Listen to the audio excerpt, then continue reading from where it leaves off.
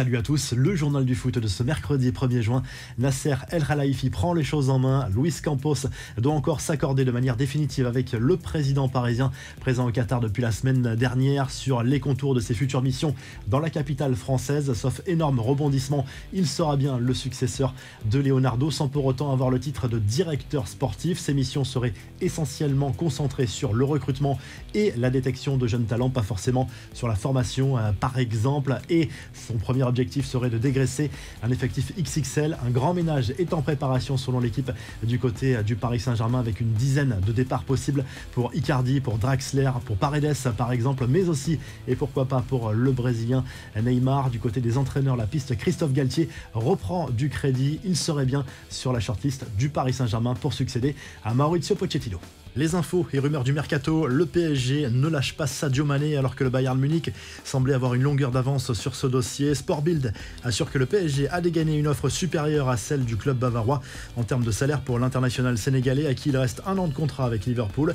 Selon la presse anglaise, cette fois Presnel Kimpembe serait dans le viseur de Chelsea.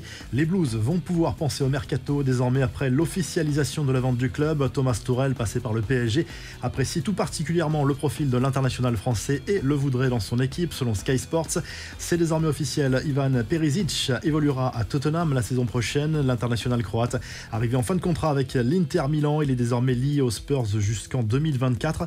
L'OM encore dans l'incertitude pour le mercato, auditionné par la commission de contrôle des clubs professionnels de la DNCG. Le club olympien s'est vu notifier un sursis à statuer. Le club marseillais, dont le recrutement est surveillé et la masse salariale encadrée depuis un an, devra fournir des éléments complémentaires. Même constat d'ailleurs pour le LOSC. Les infos en bref, Benzema au sommet, l'attaquant madrilène a été désigné meilleur joueur de la Ligue des Champions pour cette édition 2021-2022. Le buteur français fait logiquement partie de l'équipe type de la saison en C1 dans laquelle on retrouve Kylian Mbappé, Vinicius Junior, Luka Modric, Kevin De Bruyne, Thibaut Courtois ou encore Virgil van Dijk. L'AC Milan a officialisé sa vente au fonds d'investissement américain Redbird Capital Partners ce mercredi. L'accord valorise le club à 1,2 milliard d'euros et permettra à Elliott de conserver une participation financière minoritaire dans le club et des sièges au conseil d'administration. Cette prise de pouvoir ne devrait pas engendrer de grosses révolutions, promet le communiqué. Tout un symbole, l'Ukraine va rejouer un match officiel ce mercredi soir. Les Ukrainiens vont défier l'Écosse à Glasgow en demi-finale des barrages de qualification pour le mondial 2022. La rencontre avait été reportée à cause de l'invasion russe en Ukraine. Le vainqueur affrontera le Pays de Galles.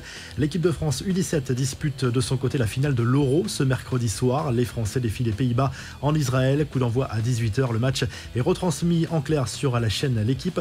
Enfin, les premiers maillots version mondiale 2022 ont été dévoilés par la marque Puma. Voici quelques exemples des nouvelles tuniques de l'Uruguay, du Maroc, de la Suisse, du Ghana ou encore de la Côte d'Ivoire. La revue de presse, le journal L'équipe consacre un gros dossier à l'AS Saint-Etienne relégué en Ligue 2 à l'issue de cette saison 2021-2022. Le récit d'un naufrage, titre le quotidien sportif qui revient sur les couacs, les altercations ou encore les blessures qui ont précipité les Verts vers la deuxième division française. En Espagne, le Mundo Deportivo consacre à nouveau sa une au mercato du FC Barcelone. Xavi veut absolument Lewandowski, Kessié ou encore Bernardo Silva, des joueurs tentés par le challenge Blaugrana, mais le club catalan pourrait être rattrapé par ses problèmes financiers, notamment en termes d'encadrement de la masse salariale. Et puis en Italie, le Corriere dello Sport se penche surtout sur le duel entre l'Italie et l'Argentine à Wembley en Angleterre.